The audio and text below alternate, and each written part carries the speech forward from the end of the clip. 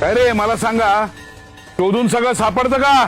स्वामी, प्रयत्न केला ना तर बऱ्याच गोष्टी सापडतात. पण सगळं सापडतच का हे माहित नाही. बर, आता आम्हाला आकाश शोधून दाखवा इथे धरणीवर. आकाश आणि इथे कसं शक्य आहे? हो ना, कसं शक्य आहे स्वामी? अहो आकाश तर वर आहे. अरे प्रयत्न तरी करा, घाबरू नका. एक एक करून सांगा. मला काहीच सुचत नाहीये. आकाश जमिनीवर शोधणं अशक्य आहे. हेच तर गोंधळून जाता. घाबरता म्हणून सोप्या सोप्या गोष्टी सुचत नाहीत.